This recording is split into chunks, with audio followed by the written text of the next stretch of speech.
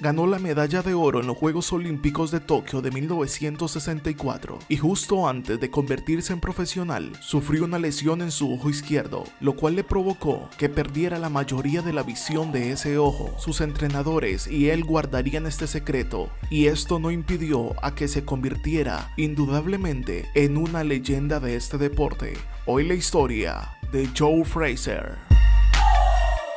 Joseph William Frazier nació el 12 de enero de 1944 en Carolina del Sur, Estados Unidos. Nació en una familia muy pobre. Abandonó la escuela a los 13 años para trabajar. Allí empezó como aprendiz en una carnicería en Filadelfia. Aprovechó que alguien había traído a su casa un saco de boxeo. Quería perder peso, así que empezó a darle golpes a aquel saco y paulatinamente se fue convirtiendo en su carrera deportiva. Era un hombre que tenía talento. Partidario de un duro entrenamiento, se ganó el apodo del Smoking. Le pusieron este apodo porque uno de sus entrenadores afirmaba que Frazier era de aquellos hombres que entrenaban en el gimnasio hasta que le salieran humo de sus guantes. Ya establecido como peleador aficionado, ganó los guantes de oro en 1962, 1963 y también en el 64. Después de estos 3 años, solo fue derrotado en una ocasión ante Buster Mathis. Su derrota le produjo que no clasificara a los Juegos Olímpicos de Tokio, que se realizarían en 1964. Pero para fortuna de Frazier, Mathis se lesionó y no pudo acudir a los Juegos Olímpicos. Tras varias peleas, llegó a la final que disputó frente al alemán Hans Huber, ganando finalmente por decisión de 3 de los 5 jueces y ganando la medalla de oro en los Juegos Olímpicos ese año, convirtiéndose en una gran figura en los Estados Unidos. Allí era llamado para comerciales de televisión. Empezó a ser influyente en su país. Tras su llegada a los Estados Unidos con su medalla olímpica, consiguió un patrocinio. Gracias a esto pudo dedicarse de tiempo completo a entrenar. En 1965 pasó al profesionalismo, derrotando a Goody Goss por nocaut técnico en el primer asalto. Ese mismo año ganó otros 3 combates antes del tercer asalto.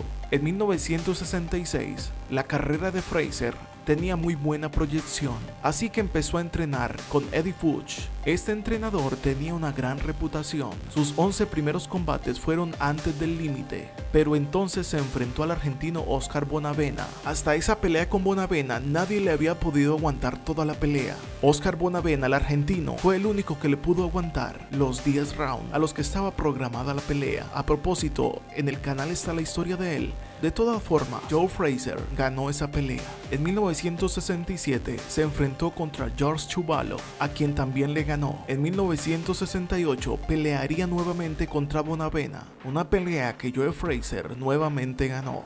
Joe Frazier fue un especialista en asestar ganchos con su potente puño derecho. A pesar de esta habilidad, también sorprendía con su puño izquierdo, lo cual tomaba por sorpresa a sus rivales. Destacaba también por su gran habilidad, combinación con fuerza y potencia en la pegada, a pesar que su estatura era baja en comparación a otros pesos pesados, aunque es baja para el promedio de los Estados Unidos porque él medía 1,82 de estatura.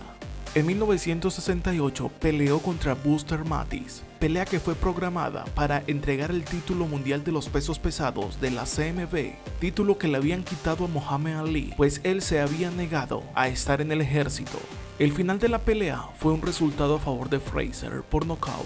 Sin embargo, el título no tenía reconocimiento mundial, por lo que Frazier tuvo que derrotar a Jimmy Ailes en 1971 para convertirse en el campeón indiscutido de la categoría, adjudicándose los cetros de la CMB y la AMB. Pero aquí empezaría una historia que hace parte de la gran rivalidad de Joe Frazier y Muhammad Ali. Ali era un abanderado de los derechos de los negros, y pues Joe Frazier era un poco más discreto. Frazier y Ali habían sido amigos. Es más, contó alguien que estuvo en medio de los dos en un momento, que Frazier le entregó dinero a Ali y dijo que haría lo posible para que le devolvieran la licencia a Ali para que siguiera peleando. Esto se cumplió porque Frazier hasta habló con el presidente de los Estados Unidos para que le ayudara a que se levantara aquella sanción a Muhammad Ali.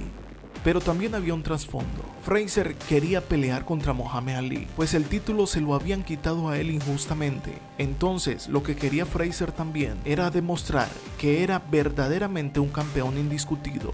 Así que se programó una pelea para el 8 de marzo de 1971 en el Madison Square Garden de Nueva York. Apenas fue programada la pelea, Muhammad Ali cambió con Joe Frazier. Esto fue evidente. Muhammad Ali era un hombre que ofendía a sus contrincantes. Todo esto para ponerle espectáculo a la pelea, pero con Joe Frazier se le pasó la mano. Aquella pelea en Nueva York fue nominado como la pelea del siglo. Ali hizo gala de sus mejores golpes, pero Frazier logró neutralizarlo. En medio de la enorme expectación de los aficionados, Frazier derribó a Ali. Fue superior durante todo el combate, siendo el ganador por puntos en decisión unánime del jurado.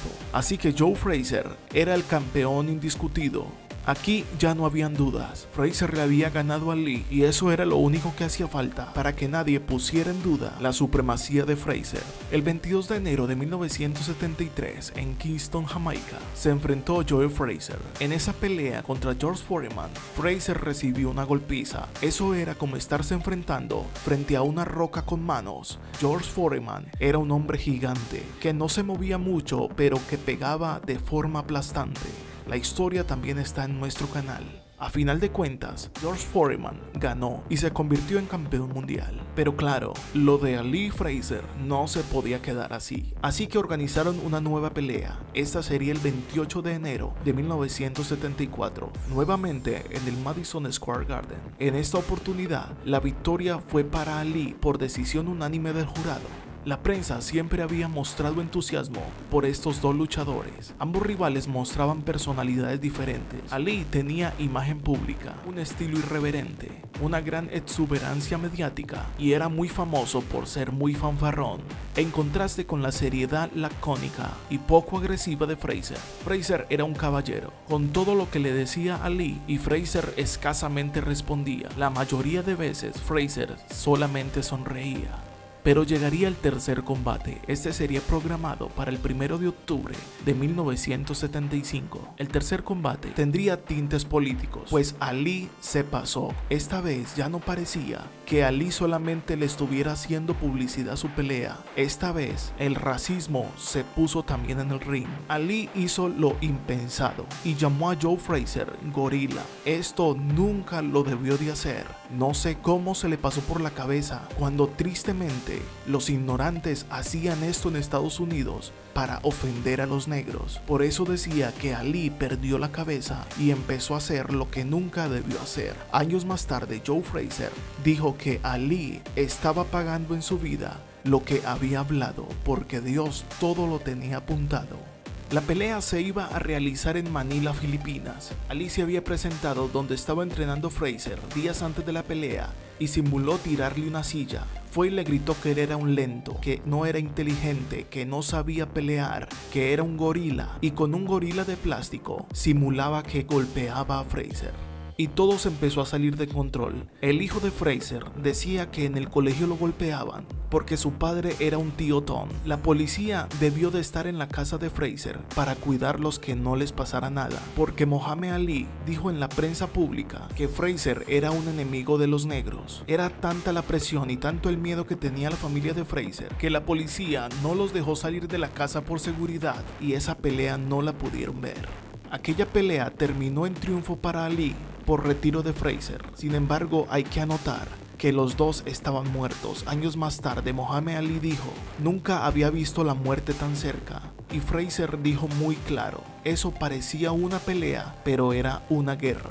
Después del 14º asalto, Frazier, ya con un ojo lesionado y otro ensangrentado, luchaba casi a ciegas tras una feroz golpiza de Ali. Recordemos que la visión del ojo izquierdo para Frazier era casi nula y su ojo derecho estaba reventado, no tenía por dónde ver. Frazier llegó a decir, no puedo ver los derechazos de Ali. En una de esas, Ali hizo volar el proyector dental de Frazier hasta las tribunas.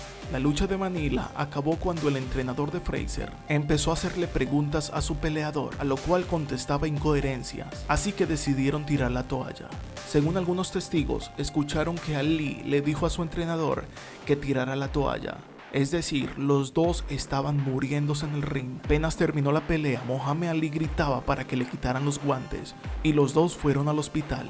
Ambos púgiles sostuvieron un resentimiento mutuo, tanto dentro y fuera del cuadrilátero.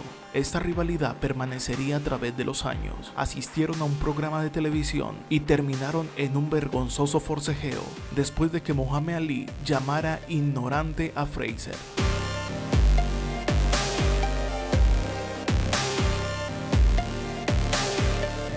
Frazier fue un gran peleador, tuvo pocos combates. En total fueron 37, de los cuales ganó 32 y perdió solo 4, 2 contra George Foreman y 2 contra Muhammad Ali.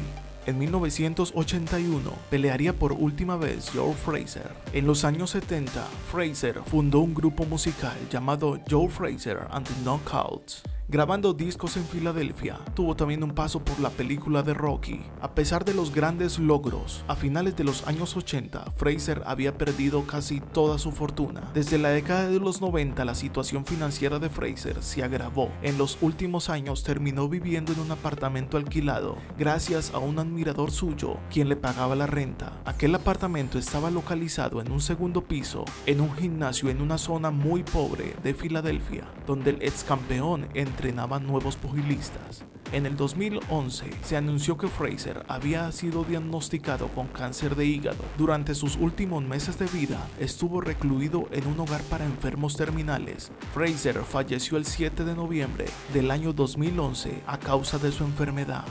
Se fue con el reconocimiento que tenía. Siempre fue un hombre calmado que, a pesar de que lo ofendían tanto, supo guardar sus fuerzas para desahogarlas en el ring.